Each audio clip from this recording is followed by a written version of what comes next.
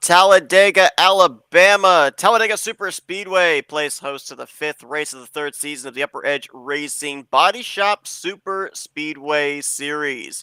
Good evening, everybody. I'm Seth Cole. As tonight we prepare for 57 laps of racing at this 2.66 mile super speedway this evening. It's the SP Designs 149 at Talladega, as drivers will look to either become a repeat winner like Bronson Stafford, maybe get their first win of the season. We've seen a couple of times here in the first four races of the season, drivers almost pick up the first win of their career, as drivers getting ready to roll off and prepare for this evening's festivities.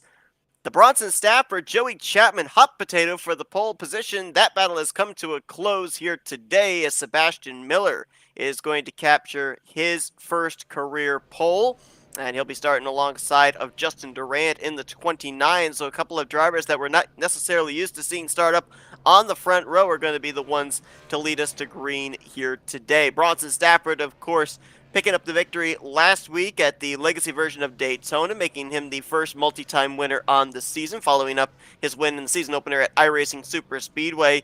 Subsequently, comes in the points leader, the defending champion. He is looking like he is candidate number one to possibly be able to pick up the championship this season and be a back-to-back champion in the Baadteshop Superspeedway Series. But, as we've kind of pointed out here as well, this is the longest season that this series has had, 12 races on the schedule. So when we took the checkered flag last week at Daytona, we were only a third of the way through the season. So still a long ways to go. A lot can still happen, of course, with the unorthodox point system. So we'll see what happens here today. As we show you your starting lineup for today's event, 19 drivers scheduled to take the green flag in this one. It is going to be the second time that drivers will take to Talladega here this season, and it is the sixth time that we have come to this racetrack in the last three scheduled seasons. It is actually going to be the seventh race that we have held here. Of course, Talladega had a double header last season, but it was race number 2 when these drivers were here at Talladega Superspeedway. Mike Tellier took the checkered flag there, and you saw he is rolling off from the inside of row number 6. There you saw 14 drivers that took time. I believe Cody Lamas was scheduled to roll off from the 15th position, but does not look like he is going to actually make the grid. DJ Stagner would have started alongside of him in 16th. Ty Smith and Sean Billman in row number 9, and Jason Shuey in 19th will be the last car in the field. A couple of new names in the field here today making their debuts. The number 19 of Jackson Hartman and the number 49 of Andrew Bird. They will both start up inside the top 10. Hartman in 8th and Bird in 10th. We saw Ryan Potter pick up his first career victory in only his second start. That was a couple of weeks ago back at Daytona.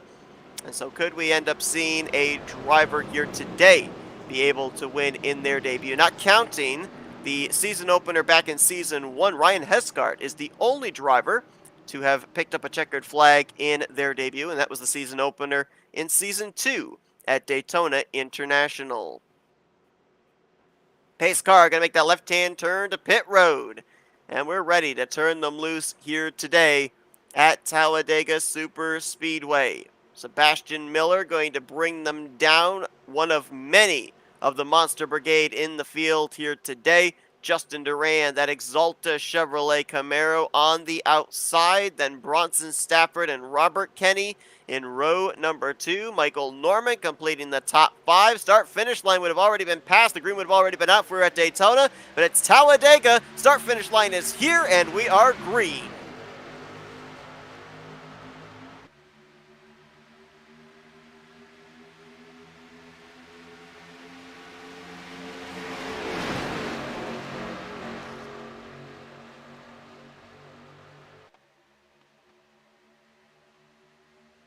So all the way through 1 and 2, different drivers choosing different lanes. Some drivers migrating up to the top, some going to the bottom when a hole was open.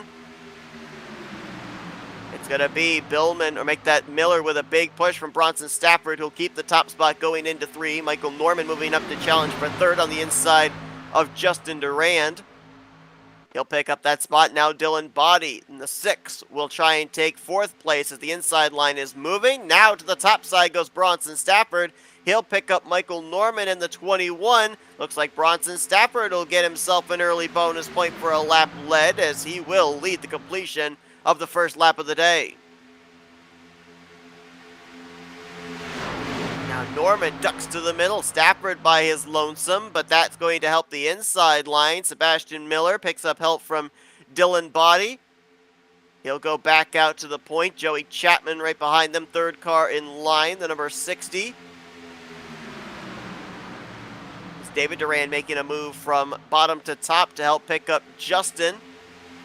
And move the Durans on the top side as Monster Energy Toyota Camrys will move out 1st and 2nd out of turn number 4. Chapman to 3rd, Bill Edwards to 4th, Michael Norman going to drop back to the 5th position, and Bronson Stafford free falling all the way to the tail end of the field, now outside of the top 10. So he got up there to the front, led the lap, and now it looks like he's kind of decided to get out of Dodge and ride in a safe spot here for at least the opening portion of this race.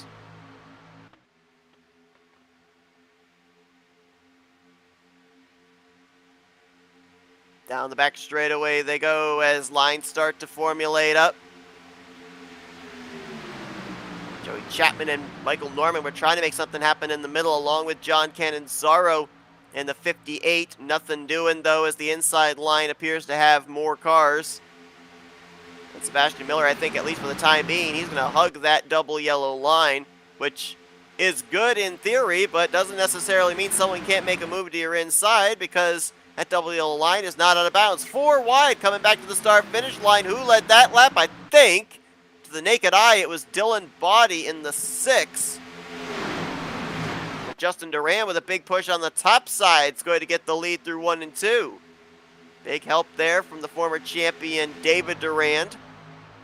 Got a car down the apron. I believe that's Dylan Body moving towards the back now after he got the lap led. So we're starting to see a little cat and mouse in the early stages of this race. Drivers getting up there to the start-finish line in P1, get that bonus point for a lap led, and then get themselves back into what they feel is a safer area to be in the middle or maybe tail end of this lead pack.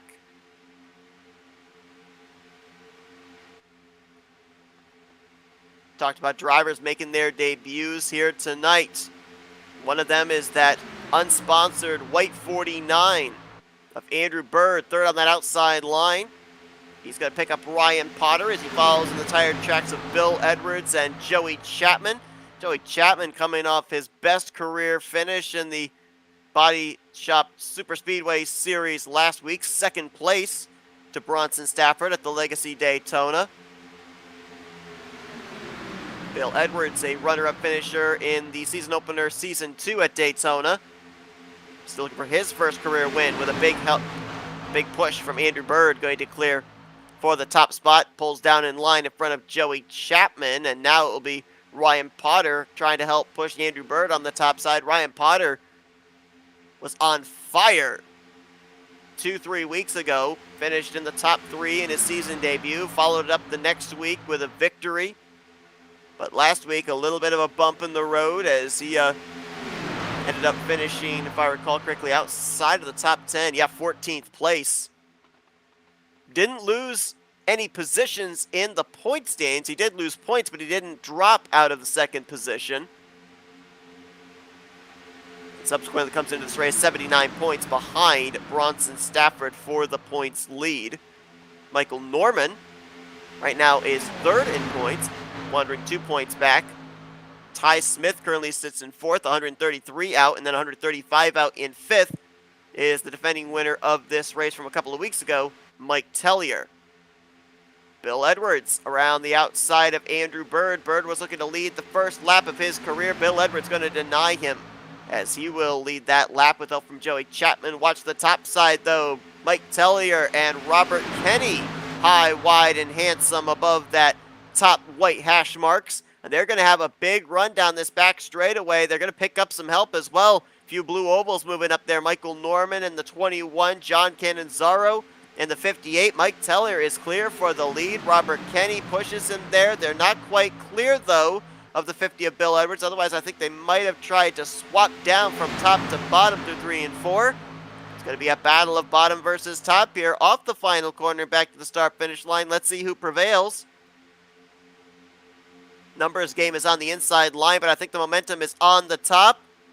Drag race to the line. Photo finish to who's going to lead the lap. It's going to be, I think it was Tellier.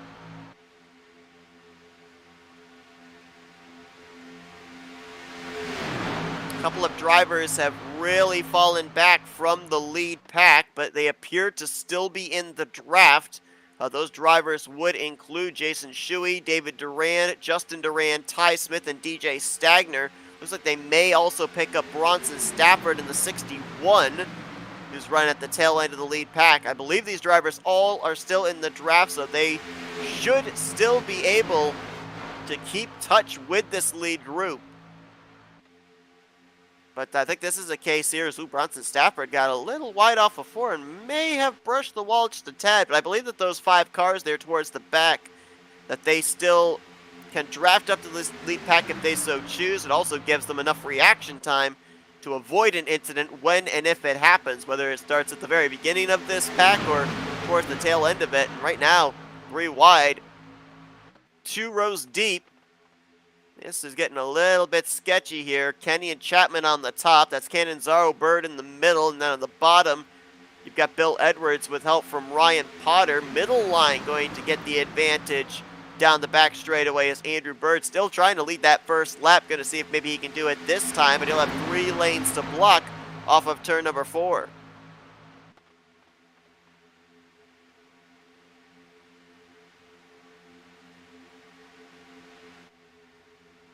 Like Bill Edwards content to ride behind the 49 through the tri-oval. So officially now Andrew Bird will lead the first lap of his Baadteshop Superspeedway Series career. Now I believe that Andrew Bird is affiliated with the Monster Brigade, as is Jackson Hartman, who is right now running in the 5th position, that 19 car. You can see him just behind the bright orange Sebastian Miller 63. He's unsponsored this week, but we have to remember too that a couple of weeks ago, when Ryan Potter got his runner-up finish, he also was sporting an unsponsored car. So we may end up seeing Andrew Bird next week sporting some Monster Energy colors on that Toyota Camry. Doesn't matter what the sponsor would be here this week. If he could park in a victory lane, that would be an amazing debut for Andrew, as they've gotten themselves all single-filed out now. There is a side-by-side battle between Justin Duran and Robert Kenny, but that's all the way back outside of the top 10 for 11th place. So all these drivers, at least for the moment, have decided, all right, we've tested the waters double wide, we've tested the waters 3 wide, now let's just ride and see if we can maybe even get to that first round of green flag pit stops. The last time we were here at Talladega, we saw the caution flag wave 6 times. And we ended up going into 1 set of overtime green-white checkers. So, see, at least for the moment, it looks like this is going to be a cleaner race. But, and again, it is Talladega, and the landscape of the race can change dramatically, not even in a lap, in a corner, it can change. Where we can go from single file to all of a sudden 3 wide all the way back through the lead pack. Bill Edwards trying something there in that chrome number 50, but nothing doing. No friends on the top line. He's going to pick up the Durans, but I think they've got too much momentum. Justin moves to the outside, puts Bill in the sucker hole. He's got David pushing him, trying to see what they can do. Remember, these 2 guys were running about 14th, 15th a couple of laps ago, and now they're all the way back up here to the front. We've seen this happen before, where drivers that are running outside the top 10, they generate such a run. Even with 2 cars, they're able to tandem and work their way up to the lead. Remember, Bronson Stafford did that back at iRacing Superspeedway. Mike Tellier did that last time we were here at Talladega. You can't always look at the front in the closing stages for your race winner, because more often than not, it's not there. That was close. Contact between Bill Edwards and David Durand in the middle of the pack 4 wide. Now Durand bounces off of Robert Kenny. They've got to settle this out and quick. Somebody's got to be the gentleman and back out. Looks like Kenny's going to be the one to do it. That was close, as there was some paint exchanged between the 50, 24, and 10, but they all keep it pointed in the right direction, at least for the time being, as David Duran gets out of shape. He's going to get into Robert Kenny. Kenny was into the wall pretty good, and I think has got some right side damage. You can clearly see it there. The right front pushed in, and this is almost a case of deja vu for Robert Kenny, as he was involved in an early incident last week at Daytona. Remember, he got up and into the wall after he and Matthew Rodriguez, a couple of others, got together. Kenny was able to remain up to speed with the lead group, but did have to fight that damage in the early stages, and now it looks like he's having to do that again here for the second straight week. It was hard to tell exactly what happened there. I think David Durand, he entered the corner a little lower than he was expecting Justin to enter. It pushed him up, and unfortunately, Robert Kenny was the buffer between the 24 and the outside wall. Speaking of the wall, Justin Durand is up and into the wall now in the 29. And he was in the wall for quite a while there. Don't know how that's going to affect him as far as damage. We'll see if we can get a look at the right side of his machine as he passes by the front straightaway. Doesn't appear to be anything visible, but certainly Talladega has those safer barriers where if you get up into them, they kind of suck you in, they hug you, and they will not let you go. So even when you get off of the wall, you've lost a ton of speed and a ton of positions with how much pack racing takes place at superspeedways. Now, the Monster Brigade have themselves a plan. Bird, Potter, Miller, Hartman, Billman, and Body right now all hugging that inside line. Outside line forming with Joey Chapman. It looks like for the time being, though, all those drivers, all those Toyotas, very content to run down on the inside line and try and keep Andrew Bird out in front for as long as they possibly can. Outside line's picking up some more friends. David Duran's jumped up there. Bronson Stafford up there as well in the 61. And those four cars are making a ton of speed. Chapman's going to go to the point. He might have just barely edged out Bird for that lap led at the start-finish line. He is clear for the top spot, but he's trying to stay up there, trying to get Bill Edwards, David Duran, and Bronson Stafford clear as well. Then they may all swap down to the bottom line. Going into three, contact, and Bird going to hit the wall hard on the back straightaway. No caution as yet, as the contact and the spin was below the double yellow line. We will wait on race control to see if that would warrant a caution coming out. But as of yet, no yellow flag flies. Ryan Potter is going to move to the race lead, as it's hard to tell there just from live. I think that the 60 might have gotten a bad bump from Bill Edwards that shot him down into Andrew Bird. Bird has continued on, albeit a lot of front-end damage. Hard impact into that inside safer barrier, and he's bringing that wounded machine to pit road. That could be a faster pair right then and there for the debuting driver as we continue to race. The race control deeming that it was below the racing surface. No caution going to fly. So Ryan Potter going to lead him into turn 3. Ryan Potter is one of two drivers that could join Bronson Stafford as a multi-time winner this season, Mike Tellier being the other. And John Cannizzaro all by his lonesome on that outside line. Was going to mention this last week, but forgot to. Beautiful scheme on that 58 of John Cannizzaro. Of course, throwing it back to Jamie McMurray's 2003 Texaco Haviland machine. McMurray was driving a Dodge back then. Cannizaro's driving a Ford, but tomato, tomato, it's a beautiful paint scheme with that matte black, that sleek chrome, and of course the neon yellow.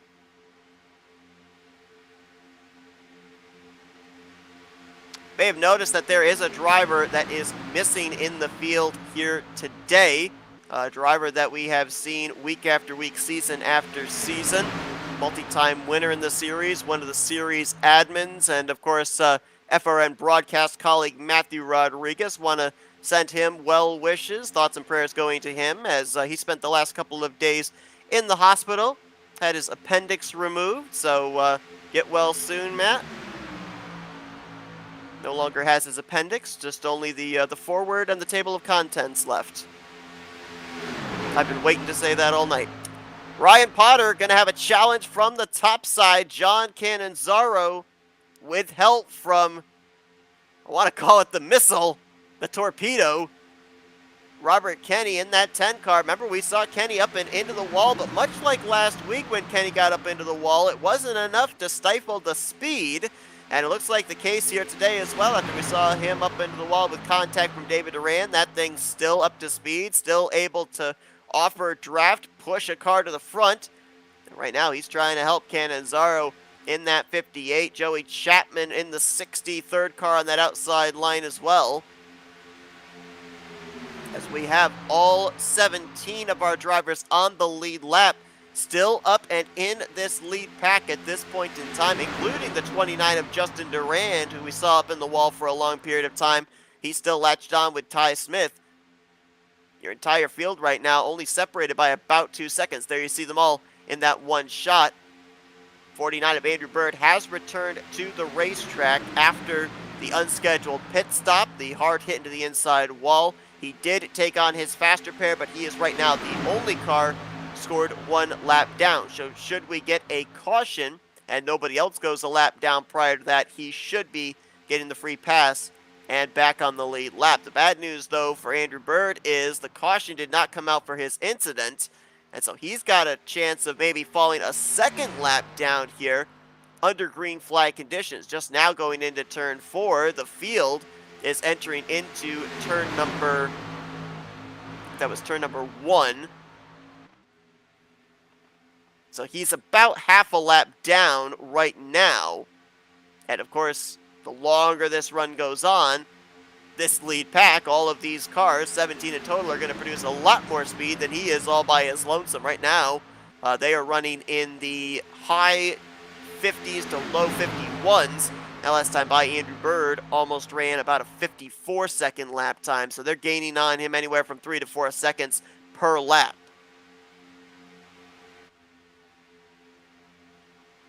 I don't want to say it because I don't want to jinx it, but right now, with no caution coming out since the start of this race, these guys might be starting to enter into the thought process of green flag pit stops, which could be a big reason, too, why we are seeing the Monster Brigade stay on the inside line. It would give them the easier access onto pit lane, not having to maneuver their way around other machines if they're up in the second lane.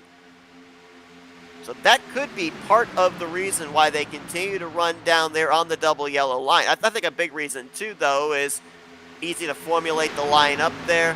You've got a bit of a guideline down there as well of, you know, where to put your left sides. Nobody can get to your inside line since, as of right now, we've not seen anybody really utilize the apron on the front straightaway or on the back straightaway. I think that'll change when we get closer to the end of this race, because a big thing that we ended up talking with drivers about the last couple of weeks when we were at the current version of Daytona and the legacy version of Daytona was, you know, why didn't you use that apron? Why didn't you go below the double yellow line? And they basically said, well, if you go down there, you don't gain anything. If anything, it hurts you. Not necessarily the case here at Talladega, and of course at iRacing Superspeedway as well. The apron is always utilized, it seems, at those two particular racetracks. As John Cannizzaro, you saw, got the help from Robert Kenny to clear Ryan Potter for the race lead. Now a Ford will lead a gaggle of Toyota Camrys on that inside line, and he's going to get spun! It's John Cannizzaro off the nose of Ryan Potter. Everyone scatters left and right to avoid. Caution will fly. Nice job for everyone to avoid John Cannizzaro, but caution will be out for the first time here today at Talladega. Drawing close to the halfway point and drawing close to when these drivers were going to have to think about coming to pit road for a cycle of green flag pit stops. Now they will not have to. So what happened there? Let's see if we can find out. John Cannizzaro and Ryan Potter were the two that had the contact with each other. Cannizzaro in the race lead. Potter was in second. Let's see if we can zero in on just how the contact took place. And, ooh, wow.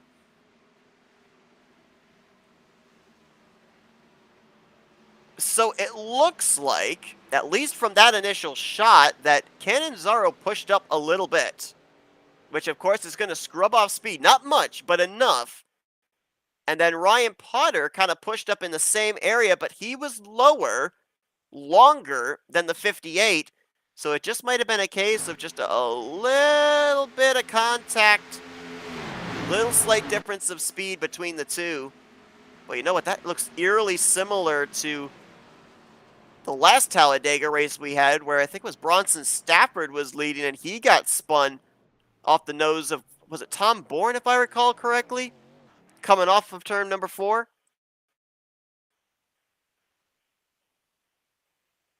Of course, in that one, there were a lot more innocent victims collected up. Not the case here, as everybody was able to avoid. You see right, yeah, you see right there, the 58 steps out just a little bit. And I think that scrubbed off just enough speed that what was on the back bumper for Ryan Potter all of a sudden turned into being into his left rear quarter panel. We'll get a shot here from Ryan Potter, see if we can dissect this one a little bit more. Big break for the 49 of Andrew Bird. He will get the lucky dog. He will be back on the lead lap.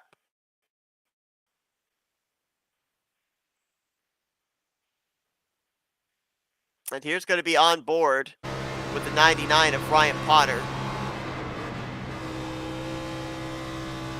Doesn't look like much, does it? Just the slightest amount of contact. You know, at that point, too, when the 58 slipped up that least little bit, he may have brought the wheel back down to the left trying to catch it, and may have actually aided himself in spinning, might have kind of turned himself off the nose of the 99. Let's take an onboard just to see if that might be the case here with John Cannizzaro. We're going to watch the wheel motion. Watch that red tape on the steering wheel. There's the push-up. Now, it looked like that wheel held pretty steady there, not like he was trying to catch it and pull it back down. Didn't see a whole lot of wavering of that red tape marker. Nonetheless, though, caution is out. And we are getting ourselves ready here momentarily for a restart. Nice job once again, though, by all these drivers to avoid. This is on board with Mike Tellier in the 97. Watch how he and many others are going to be able to avoid the 58 spinning from the race lead in a very difficult place on the racetrack to figure out where that spinning car is going. Fortunately, there's a lot of runoff right there, like you see Mike Tellier use to be able to avoid, but can't say it enough. I'll say it again. Great job by all these guys to make sure that that was just a solo car incident and nobody else got involved. We do have drivers hitting pit lane.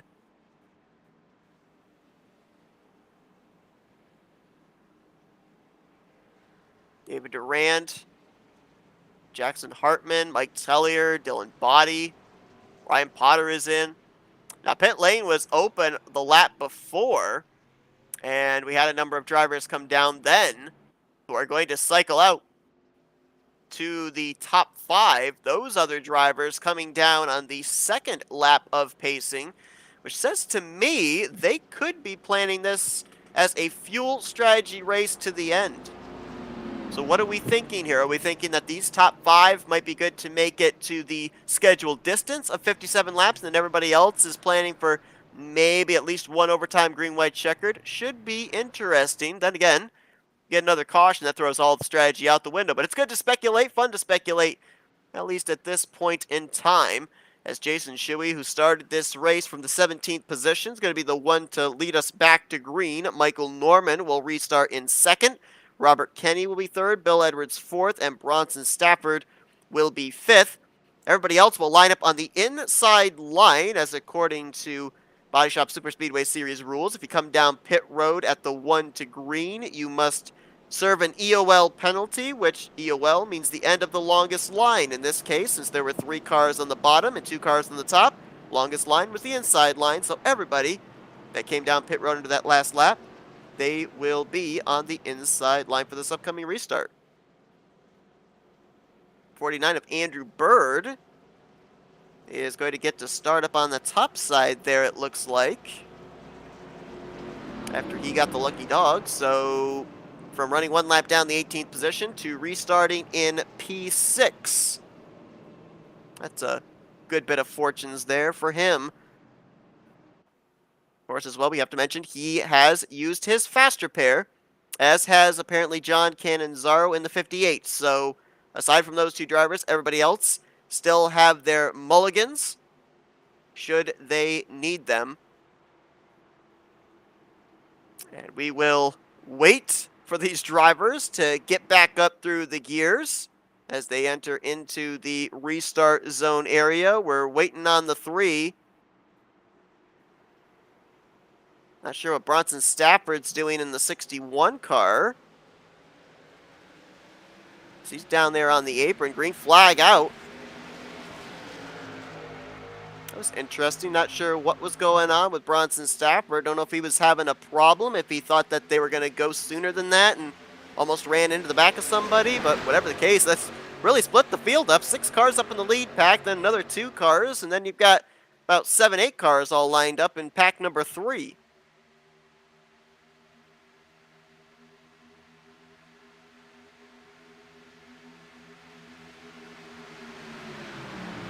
Down the backstretch they go. Michael Norman, Bill Edwards. That seemed to be an interesting alliance the last few weeks. We've seen Norman pushing Edwards, Edwards pushing Norman. Those two getting very familiar with each other. And they're trying that top line together along with the 58 of John Cannizzaro. They might have the momentum here to the start-finish line. Let's see.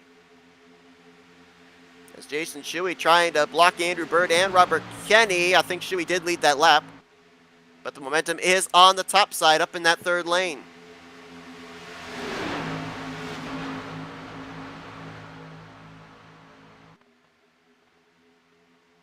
Down the back straightaway, Norman edges ahead. Edwards looking to slot into 2nd, Cannizzaro to 3rd. I believe they are all clear of the 3, who's now going to back out, and he's dropping towards the tail of the field. You gotta be careful doing that there, as he was awfully low. He's still on the apron of 3 and 4. It's good enough to move yourself to the back of the pack, but you don't want to do it in such a way that you lose the lead pack, which is, I think, what he's going to do. Jason Shuey, he's coming to pit road. Something's amiss on the 3 car. I'm wondering, was it a restart violation? Because that almost looks like he's coming down to serve a penalty.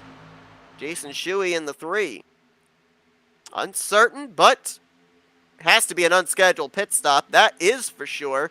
As all of a sudden, we've now gone back to single file racing here. All the way back through the pack. From the race leader back to 17th place Ryan Potter.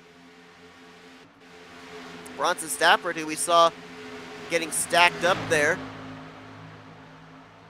on that restart, he's falling back now to the 16th position.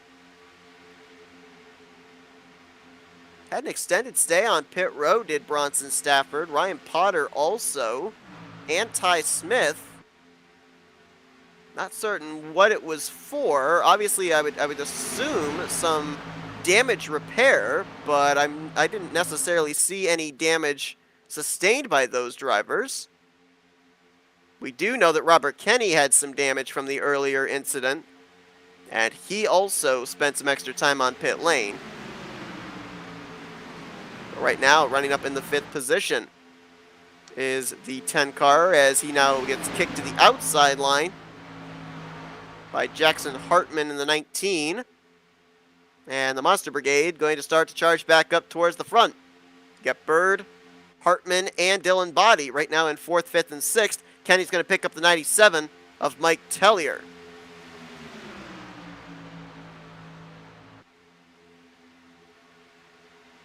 Jason Shuey has returned back to the track. Looks like he made a pit stop.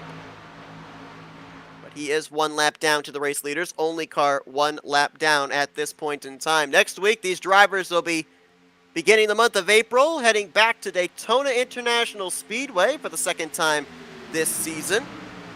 Ryan Potter will be the defending winner of the race after winning a few weeks ago in 2nd start of the season. And then the following week, these guys will, looks like, going to be going to Daytona again. Now, next week is going to be the legacy version of Daytona. The following week will be the current version of Daytona. So, last week we ended up seeing the slipping and sliding, the bangs and the bumps of the old legacy Daytona, and then just 2 weeks removed, we head right back there again for these guys. Last week, though, was a heck of a race. So far tonight has been a heck of a race for these guys. We've seen a little bit of everything. And we have still got a little over 25 laps to go. So still plenty of opportunity for some chapters to be written in this storybook race as Michael Norman going out to the front. Michael Norman, his first career win took place here at Talladega Superspeedway in one of our Dega duels last year. He's trying to get his second career win and second here at this racetrack. Of course, last year when we ran the Dega duels, the races were shorter. I believe they were 30 laps in length. I'll double check on that.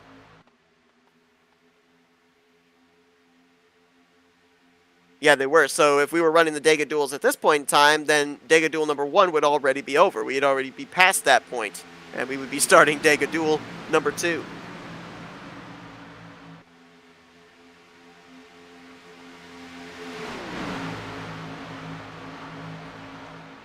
Let's take an onboard here with one of these guys and see just exactly what the wheel motion looks like when you're inside of the race car. Let's see how stable these cars look. John Cannizzaro in the 58 is going to give us a look here. Running behind the 49 of Andrew Bird. Remember last week when we were at the legacy version of Daytona, I remarked how it kind of looked like these drivers were driving the old surface of Atlanta. Well, that's what it's looking like right now with these guys.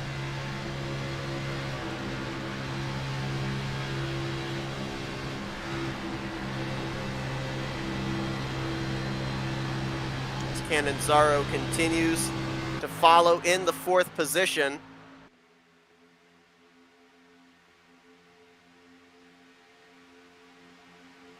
Michael Norman continuing to show the way.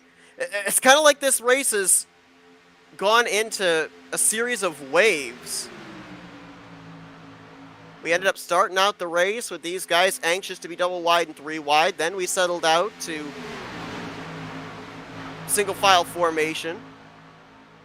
Looked like we were going to see a round of green flag pit stops, but then we ended up having a wreck take place from the race lead. I can't count the number of times that we have had wrecks this season from the front of the field, from the race lead. It's been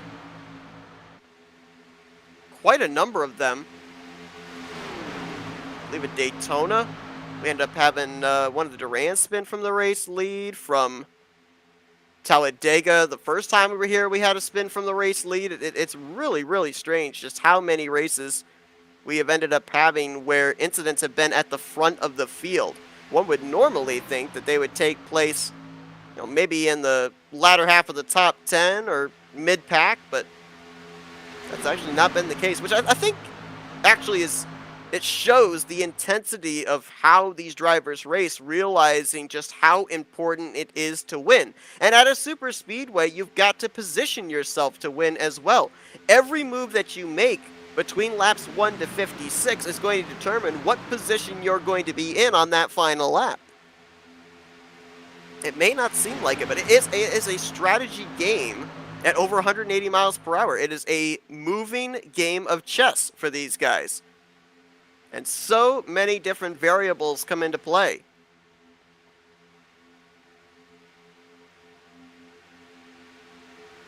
And the strategy's not over either. I mean, we haven't even hit 20 laps to go yet.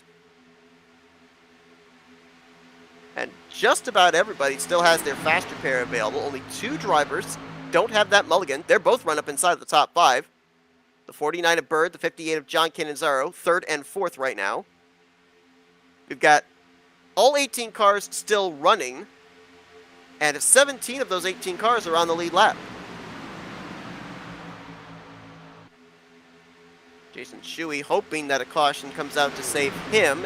The free pass would put him back on the lead lap, as I believe he's now with the lead group. So that's definitely a lot better of a situation for him than we saw earlier in this race with Andrew Bird. And he shouldn't fall a second lap down, I wouldn't think, being up here with this lead group.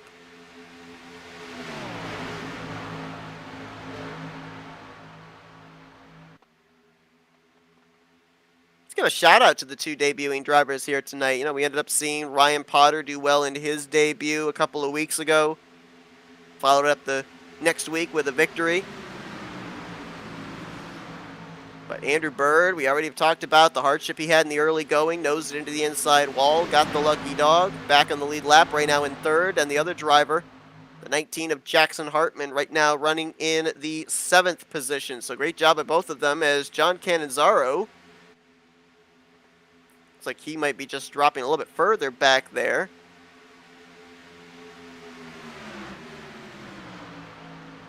Going to move from 4th back to around the 10th position. Wonder if maybe water temps might have come into play there. And Bronson Stafford, Robert Kenny, boy, they've been slowly, silently working their way up here. As they jump to the top side looking for the race lead.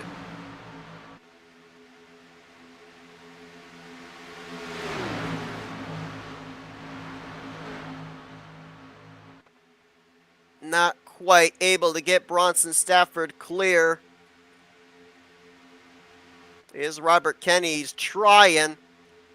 They don't have the numbers, but they've got the speed.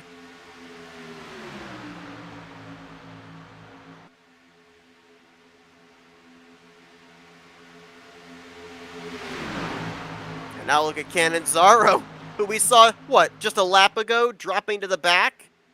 Now he's going to move up to the 3rd lane and try and make some moves all by his lonesome. It's actually working. Look at the speed he's able to generate there. Utilizing the side draft, now down the straightaway, it's not going to work, but John Cannizzaro doing a little bit of experimenting here with less than 20 to go. Gonna want to keep an eye on some of these drivers just at the tail end of this lead pack now. Dylan Body right there in the 6. Mike Tellier, the former winner here from this season in the 97.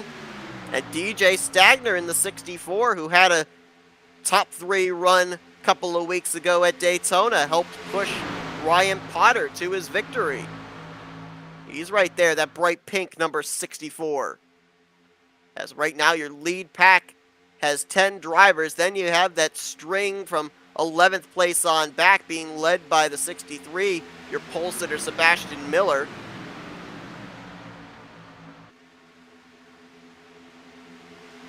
They all appear to still be in the draft too. I think they are still up there and good to go.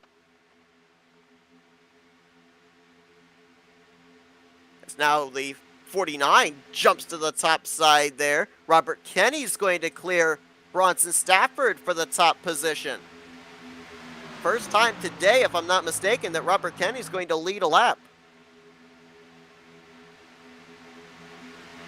Robert Kenny started out the season so well. He had a runner-up finish to Bronson Stafford in the season opener at iRacing Superspeedway, but then a 21st at Talladega and 18th at Daytona. Really had him free-falling through the points. Had a top 10 run last week, finishing in the 10th position, but this is a guy that wants to, if not win, finish up there inside of the top 5, and maybe it can happen here today. He was 2nd in the points after the season opener. He comes into this race currently sitting 11th in points, 156 points out. Cannizzaro with a big push and help from Andrew Bird. He's going to go to the front. You know, we say it every single week, but there are a bunch of drivers that are all looking for their first career win, and there's quite a few of them up here inside of the top 10. Cannizzaro is one of them. Andrew Bird, the debuting driver, obviously is one. Bill Edwards in the 50. Debuting Jackson Hartman, Dylan Body, DJ Stagner, all these drivers looking for career win number 1 here in the Body Shop Superspeedway Series.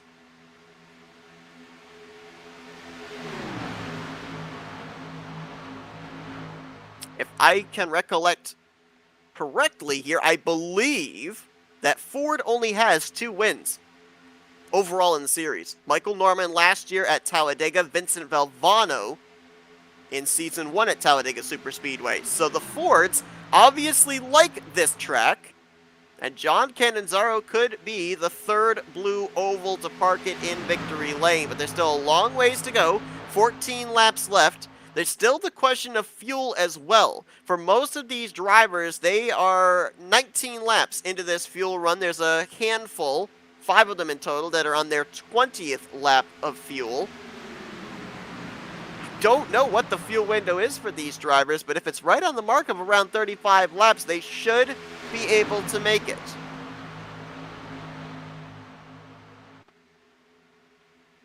Of course, as well, that could be why we saw a lot of swapping for the race lead about 5-6 laps ago. Might be nobody wants to be out in front. Nobody wants to be the draft creator, use up all that fuel. Cannizzaro got pushed up there to the front. He looks comfortable being up there at the front. Robert Kenny and Bronson Stafford appear to be comfortable behind him. One thing I would be a little bit concerned about is we saw the last time Cannizzaro was out in front, he got spun from the lead by Ryan Potter. Seemed to have a little bit of trouble keeping the car steady. I've been noticing Robert Kenny in the 10 car moving up and down, as if he's trying to figure out how to line up the bumper to the 58. So that could be a little bit of a concern there.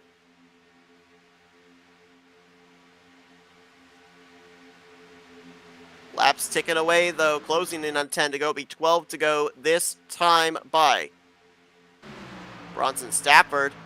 You know, we talk about drivers like Tellier and Potter trying to join him as a multi-time winner. Bronson Stafford would love to be a 3-time winner here this season, only 5 races into the schedule. Talk about locking out the competition, and he's got a shot here. Started this race from the inside of row number 2. That's where he's running right now, P3.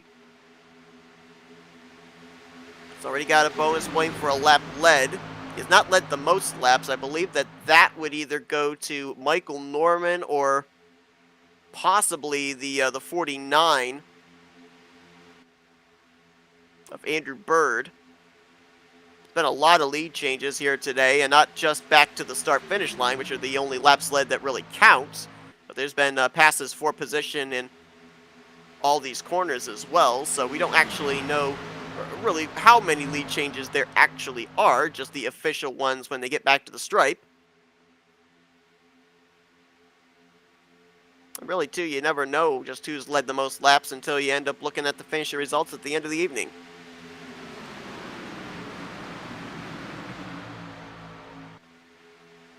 Every lap that takes away is one less lap for Jason Shuey to get that caution he needs to get the lucky dog and be back on the lead lap. Well, also, he's still in this lead pack, the only car 1 lap down. Interesting, though, we talk about this every week as well, how drivers will run into early issues and then they use the rest of the race, even though they may be a faster pair in the hole, to be able to mount a comeback. Well, right there in your shot are 2 drivers that fit that storyline. Actually, 3 drivers that fit that storyline. Cannizzaro spun from the race lead, had to take on his faster pair. He's back out in front. Robert Kenny got up into the wall after contact with David Durand in the early stages, got repairs done. He's back up here towards the front in second. And debuting Andrew Bird got spun after some contact with Joey Chapman off of turn 2. Pounded the inside safer barrier on the back straightaway. Had to make an unscheduled stop, took on a faster pair, got a caution, back on the lead lap, and right now inside the top 5 in the 4th position. A couple of drivers that are running well in the point standings that aren't necessarily up here at the front right now. Running back here, the 16 of Ty Smith, the 99 of Ryan Potter. Potter second in points coming into this one. Ty Smith fourth in the standings. But they're both in the lead pack here. Still have a shot at this thing. We'll see if they make a late race charge. There's Mike Tellier just up ahead of them as well. Right now in the 12th position. But again, I said this before. Don't look up at the front in the closing stages for your race winner. Look back outside of the top 5, even outside of the top 10. The way that these cars are set up, they can generate such a run and get such momentum that they can kind of pull off a move like Kevin Harvick did in the 2007 Daytona 500. Jump up to the top side, get a good pusher. Next thing you know, they're up into the top 10, up to the top 5, and out in the race lead. It is possible with these cars.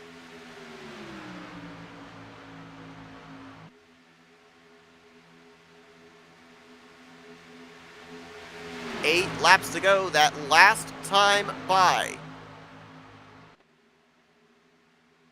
I believe the way these drivers are racing right now, I believe that they can make it the scheduled distance on fuel. But if we got a caution and went into overtime, which it has already happened at Talladega here earlier on this season, would these drivers then at that point be good to make it on fuel? I would then cast it back to those drivers that came down pit road at the 1 to green under the last caution. That I would think they can make it, and that is the answer to the question. Apparently they can't. Robert Kenny, Bronson Stafford, and Michael Norman have all ducked onto pit lane, coming to 7 to go. And if they're pitting now, that means that the other guys can't make it. There's no way. Maybe that's why we saw them all single filed out, because they figured there's no point in battling, no point in tearing up our equipment. We're all going to have to come to pit lane at least one more time anyways. This is the money stop here, folks. Now, these drivers here were 1 lap to the good over those 3 that came to pit lane. A couple of others, Andrew Bird and Bill Edwards, should be in this time. We'll see if the others come down with them. It's very difficult to have traffic control when you're trying to make your way onto pit road. Talladega is a little bit easier than Daytona, however. A wider area to be able to fan out, be able to avoid each other, utilize your own braking zones.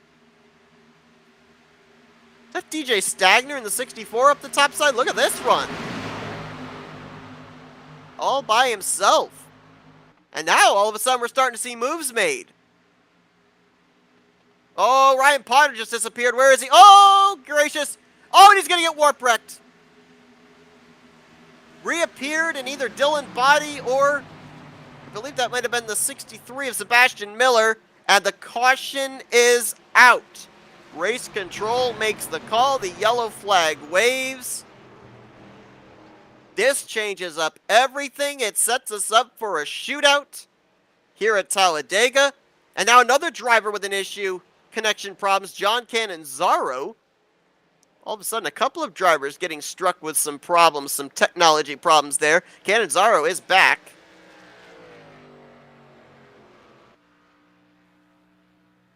It's like Ryan Potter still able to continue, even though that car got airborne. And how much of a genius do Robert Kenny, Bronson Stafford, and Michael Norman look like right now? Because they got their pit stop done, got back out still on the lead lap. If everybody has to come down pit road, these guys will stay out, and they are going to gain a ton of track position. Let's go back and see what happened, as prayers have been answered for one Jason Shuey.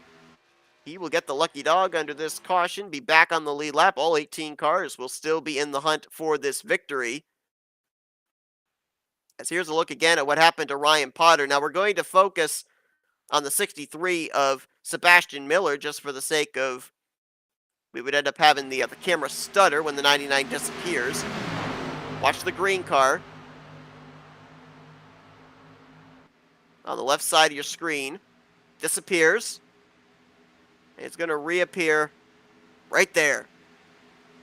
Oh, that might not have been Miller. That might have been Sean Billman that the gap whack took place with. Let's see if we can get another shot of that there. Who exactly was it that the 99 car reappeared in front of? It looks like it was the 63. Here's on board with Billman 06. Hello.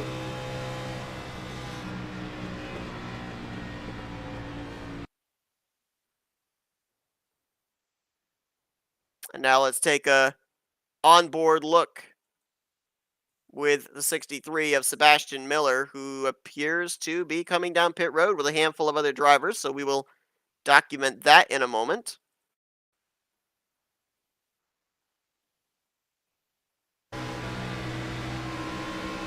Here's from Miller. That was a pretty good hit there with the front end of his race car.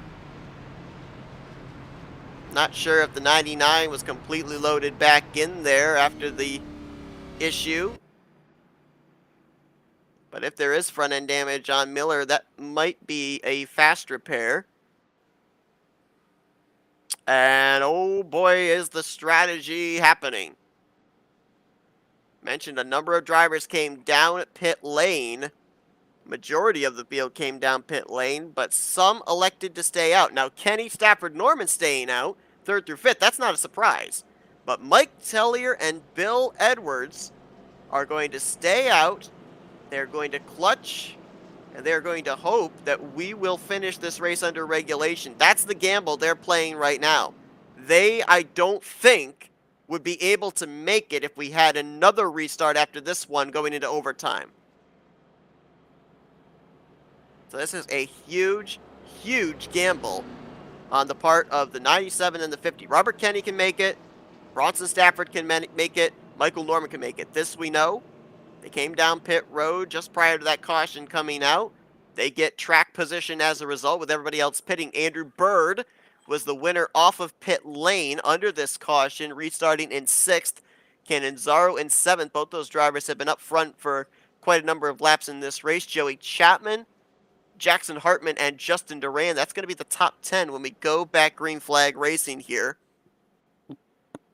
Checking to see about drivers that might have used their fast repairs under this yellow, and it looks like 2 drivers did so. Robert Kenny, who's restarting up in 3rd, and Ryan Potter, who brought out that last caution.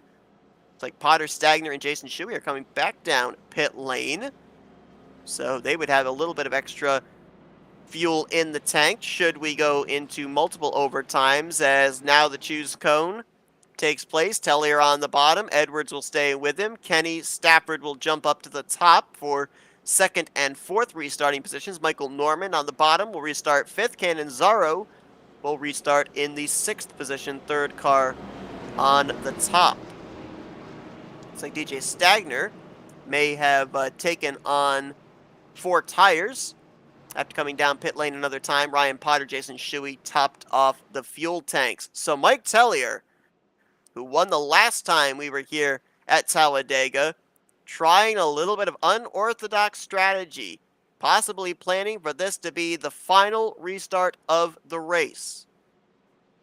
It would be an in-regulation green-white checkered this time. If the drivers make it back to the white flag without a caution flying, we will race back to the checkered flag no matter what. However, if the race leader is even a car length shy of the start-finish line and the caution flies prior to the white flag waving, we will get sent into overtime, and we will do it as many times as necessary until the white flag waves.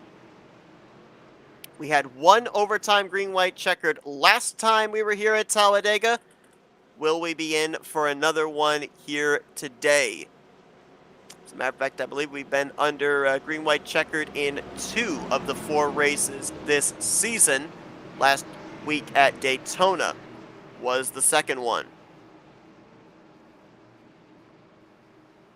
Well, pick a driver that took the green flag to start this race as your potential race winner, because they've all got a shot. All 18 drivers are on the lead lap in this lead pack.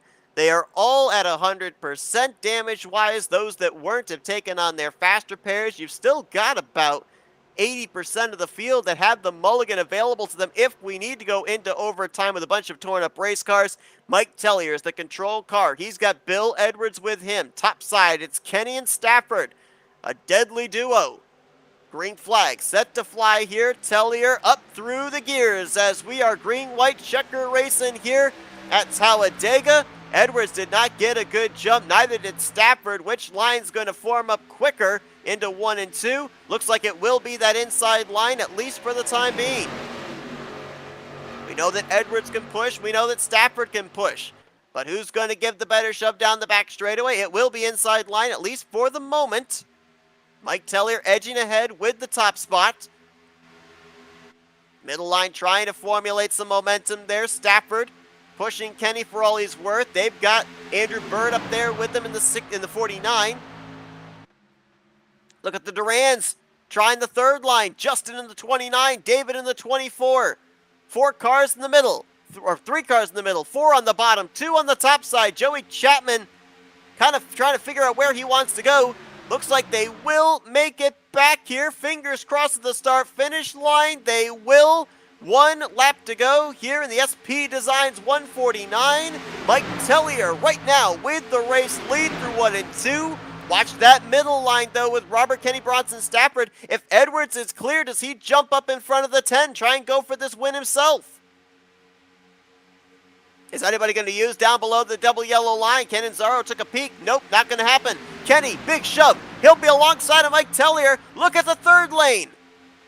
The 49's going to jump up there. Now he ducks back to the middle. Loose there through the center of the corner. It's still side by side. Kenny on the top. Tellier on the bottom. They're going to beat. They're going to bang. They're going to side draft. Tellier trying to pull up. Trying to get the 10 back to him. Look at Norman. He's going to get spun off the nose of Cannizzaro. As back to the line, Robert Kenny is going to pick up the victory here tonight at Talladega Superspeedway. First win on the season. And a big points day for a driver who has struggled to finish up inside the top 5 in the last 3 weeks. What a shot in the arm of confidence this is going to be, as Robert Kenny gonna take the checkered flag here tonight. He'll come around to do some burnouts, and he, more importantly, is going to stop the bleeding in the point stands, as it's been 3 straight weeks where he has lost positions. Here today, it's going to be a big, big gain. 53 1/1000ths of a second was the interval at the line. For those wondering, Kenny with the win, Stafford in second, and Mike Tellier is going to make it a Sky Motorsports 1-2-3 finish here today at Dega. Bronson Stafford pulls alongside of his teammate, gives him some congratulations, and Robert Kenny now will get ready to burn down those good years here at Talladega Superspeedway. Go back to the call when Kenny, Stafford, and Norman came to pit road just prior to the last caution coming out. They were able to gain a ton of track position as a result, set them up beautifully here for this final restart, and a heck of a battle to the start-finish line. Michael Norman got spun through the tri-oval coming back to the checkers. He will finish back in the 17th position. Joey Chapman appears to have also had an issue in the closing stages of this one. We'll go back and see what happened to them and also get a replay of that battle to the line. 3 wide, 4 wide, several positions all the way back through the field. As there you go, a 1-2-3 finish. Deserves a trifecta of burnouts there for the Sky Motorsports teammates. Let's go back and see all that happened there on that final lap, coming back to the checkers through the tri-oval. Saw the apron utilized. It was Michael Norman, John Cannizzaro trying to make it work, but best laid plans went awry for them.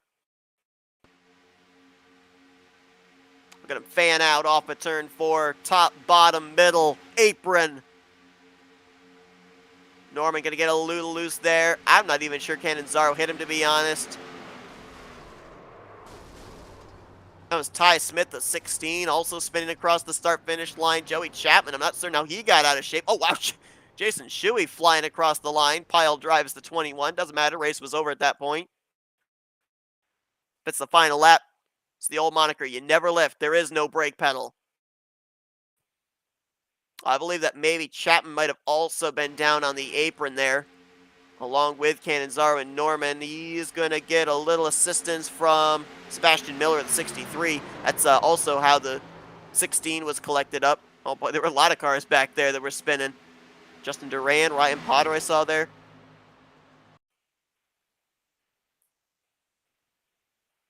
Would actually help if you guys saw the replay as well, wouldn't it?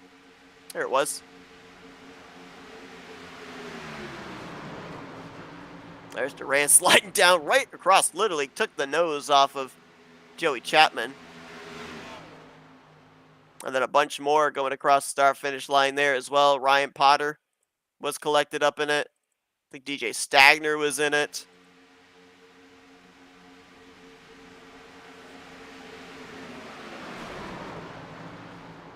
Dylan Body in the 6, Cannizzaro the 58. Ooh, what was that? Somebody sliding through there. Might have been the 06 of Sean Billman. And then here it was coming to the start-finish line in the battle for the win. Robert Kenny had about, well, almost a full car length. Almost had them all cleared. It was a 3-wide battle for seconds. That was close, but Kenny had that pretty well in hand there in those final few hundred feet. Let's take a look at the finisher results from this one as Robert Kenny continues to celebrate on the front straightaway here at the start-finish line. Well-deserved victory for him. I believe it is the second win of his career, and I believe second win at Talladega here in the series as well. I'll double check on that. Stafford in second. Total of 50, or make that 25 one-thousandths of a second over Mike Tellier, who in turn had 2 one-thousandths of a second between himself and Andrew Bird for that final spot on the podium. Jackson Hartman there in 5th. How about those two guys there, Bird and Hartman? Hope to see them back in the upcoming weeks as great debuts for them inside the top 5. Bill Edwards brings us home in 6th, and the rest of these drivers, it was kind of a who's who sliding across the start-finish line. Justin Duran 7th, David Durand in 8th, John Cannizzaro in 9th, 10th place, Sebastian Miller.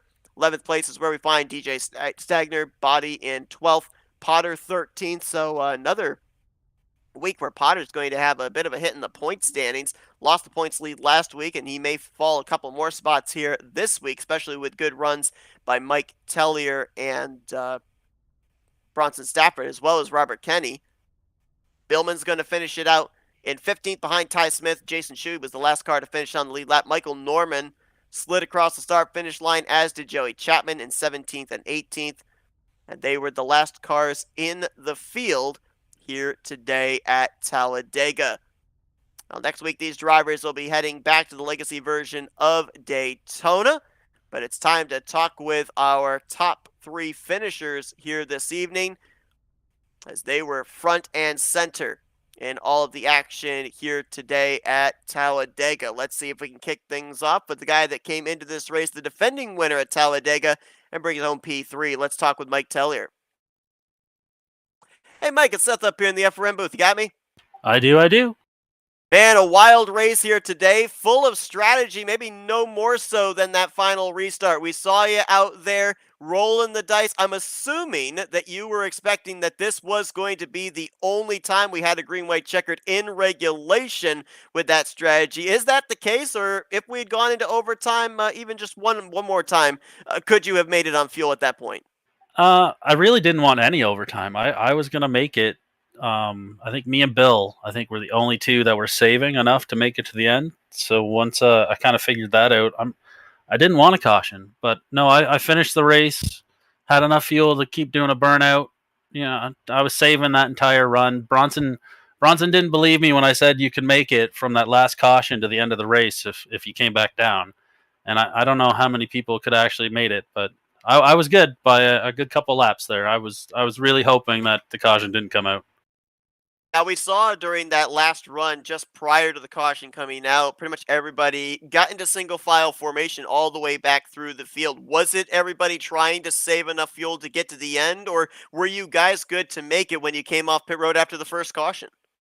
I honestly think there was, like I said, a handful of guys that could make it. I think everyone hit fuel strategy mode, and I think the guys who pit with whatever lap it was, like lap 24 instead of lap 25. The guys who pit the first time around, it didn't come back in.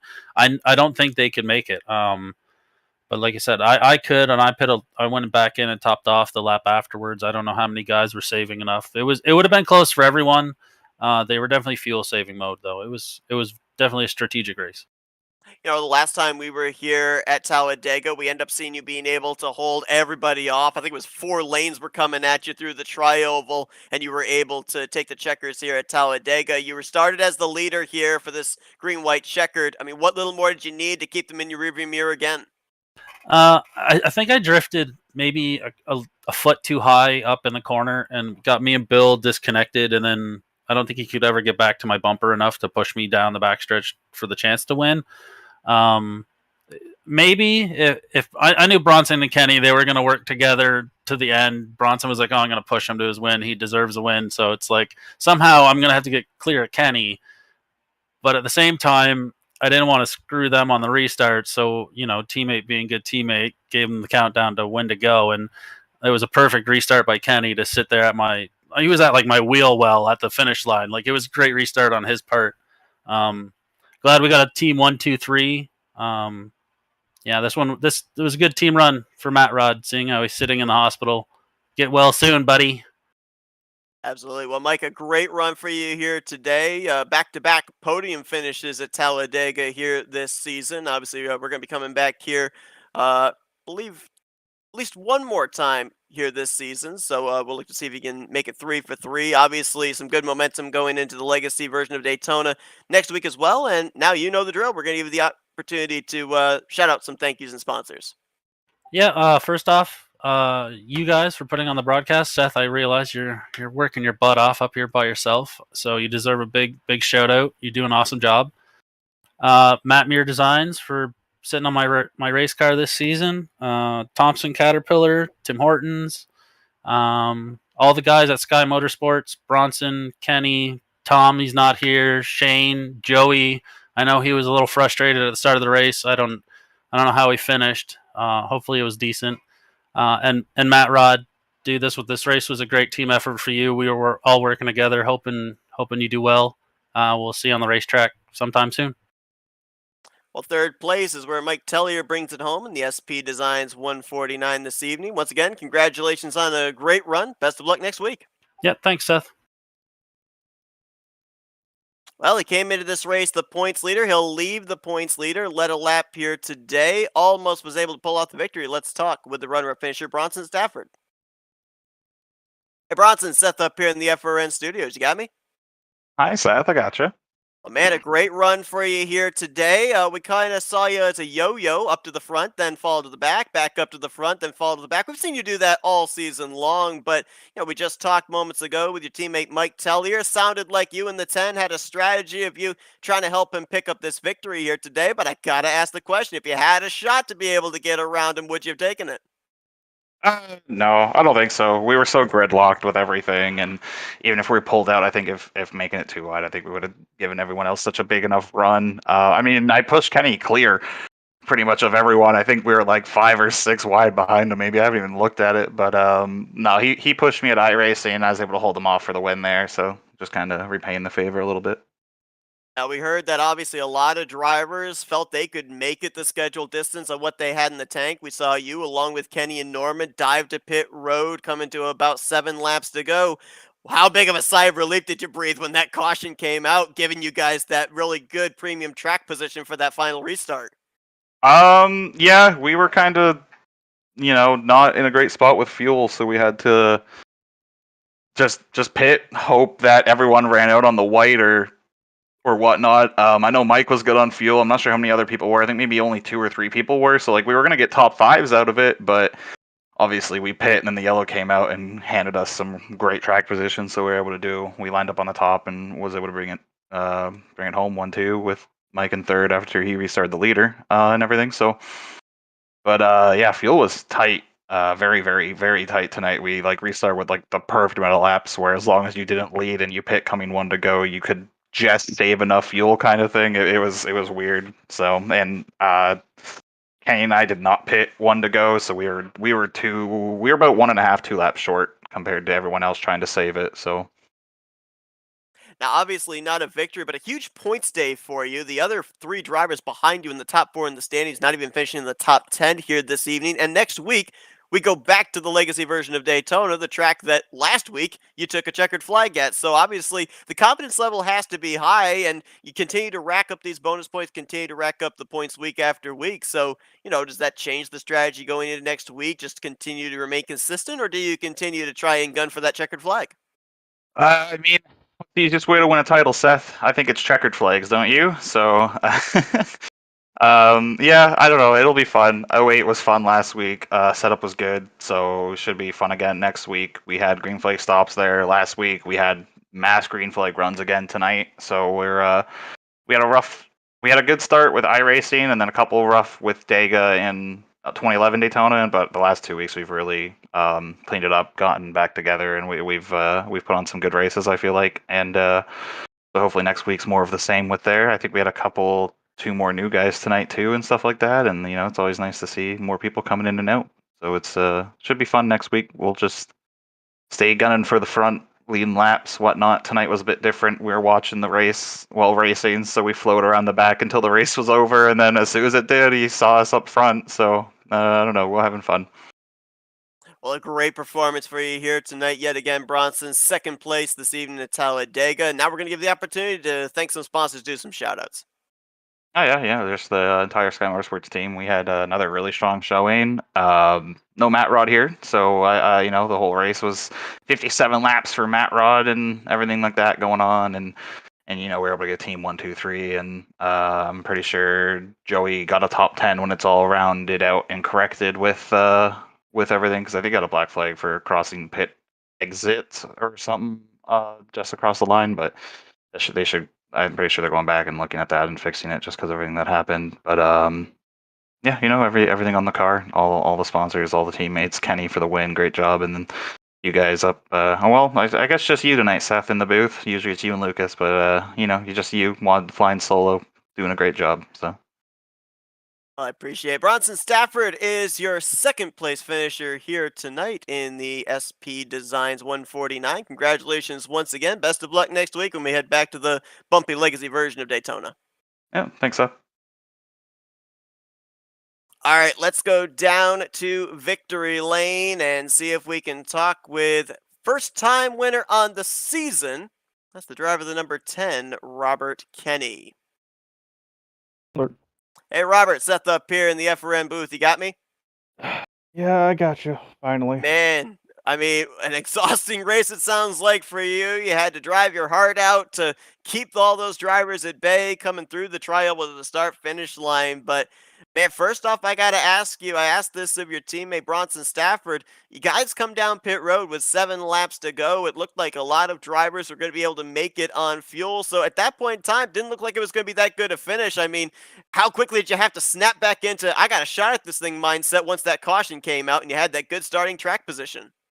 Oh, it was definitely a good turn of events for us. Like me, Bronson, and I think it was Michael Norman who pit with us. We were just gonna hope for, like, if it did go green, we were gonna hope a lot of people just ran out on the white flag. We would have enough momentum to kind of dart in and out of all of them running out of fuel and hopefully get top 5 or so, because we knew our other teammate Mike Tellier had saved enough fuel and could make it all the way. But no, it was a good feeling to have another chance to get the checkered flag at the end of the day. We even saw you have to kind of overcome a little bit of adversity in the early portions of this race. Saw you get some right side damage, get squeezed up into the wall, but it looked like that car was still up to speed, at least if it was in the draft. So, at that point in time, having the early damage, did that make you have to maybe think of having to use the fast repair a lot earlier than you wanted to, or was the car okay still? Like after the initial damage, as long as I had a car behind me and a car in front of me, I was fine. And I wasn't really. It looked like enough damage where I could get it fixed and still be pretty good in the draft. So first caution came out, so it was only like 40 seconds or so. So I'm like, all right, we'll just get this fixed and ride it out. Yeah, it was kind of frustrating that the high line wouldn't really work unless you had like 3 or 4 cars nose to tail. because I was getting tired of staying on the low lane. I don't know if you noticed, I would pop up every now and then, gain 2 or 3 cars just by myself on the straightaway because of everybody checking up, and then immediately lose all that and more. So it's all right. But at the end of the day, we got the checkered, so winning fixes everything. Yeah, absolutely. I mean, we documented the fact that the last couple of weeks has been a bit of a struggle for you. Finishes outside of the top 5 after a strong season opener at iRacing Super Speedway. So, is this a sign of the season turning around and you beginning the ascent through the point standings once again? Hopefully, it's a sign of better things to come. I know last week I debuted. I know you keep calling it a torpedo, but it's modeled after the German dive bomber from the 40s, the Stuka. There we go. Yes. So I figured if I'm going to keep getting turned, I might as well have fun with it and just be something that's meant to be dove onto or meant to do the diving. But yeah, debuted last week. Lead come to the white this week. Wins it, running the same scheme. So hopefully the change in scheme brings forth better results. But in the end, it's a lot of luck of the draw because there's a whole lot of variables going into the race, and you want to be on the good end of all those chances. Absolutely. Well, I'm not certain how someone would classify a dive bomb at a super speedway, but still, great run for you here tonight. You get to park it in victory lane for the 3rd time in your career, first time this season. Congratulations, Robert. And now we'll give you the opportunity for some victory lane. Thank you, sponsors and shout-outs. Yeah, I just want to thank you guys for putting on the broadcast, league admins for putting on the races every week. This win definitely goes out to our friend and teammate Matt Rod, who's currently recovering in the hospital after I believe it was his appendix exploding. So that's why we all kind of got together at the end, just blew our engines. We wanted to be just like Matt Rod's appendix. Yeah, other teammates, Bronson, Mike, Joey Chapman, Nick Massey, and I know I'm forgetting others, but whatever, they weren't here tonight. Yeah, then that's really about it. Well, that's Robert Kenny. He's your victor here tonight at Talladega in the SP Designs 149. Congratulations once again, Robert, and best of luck. Hopefully we can see you keep this momentum up next week when we get to the legacy version of Daytona. Yeah, hopefully I get to talk to you again. Absolutely. So as Robert continues to celebrate his victory here tonight, I mentioned before we did the post-race interviews that it was Kenny's 2nd career win. As you heard, I amended my statement. 3rd career win. He did have a previous victory at Talladega. That was back in Season 1, a victory at Talladega here in Season 3, bookending a victory at iRacing Super Speedway back in Season 2. Hopefully this is a sign of good things to come for him to be able to climb his way back up through the point standings. Of course, as we heard from Bronson Stafford, this is a series that rewards winning, so Stafford will be looking for victory lane for the 2nd straight time at Daytona, the legacy version next week, and there's a lot of new faces that have popped up the last couple of weeks that I'm sure they want to go to victory lane as well. Hope you guys will join us for the next race at Daytona International Speedway, the Bumpy Daytona, next Sunday night. Green flag will be scheduled to fly at 6:30 p.m. Eastern Standard Time. Once again, just want to give a last shout out to Matthew Rodriguez. We're thinking of you, we're praying for you, and hope to have you back either in the booth or out on track very soon, buddy. But thank you all for tuning in to tonight's race as well. Until next week, I've been Seth Cole, and you've been watching another broadcast courtesy of the Flatout Racing Network. Robert Kenny is your winner here tonight at Talladega Superspeedway. This broadcast is the copyrighted work of Flatout Racing Network and may not be rebroadcast, retranslated, or used in any form without the express written consent of Flatout Racing Network and iRacing.com Motorsports Simulations. Flatout Racing Network would like to thank you for your support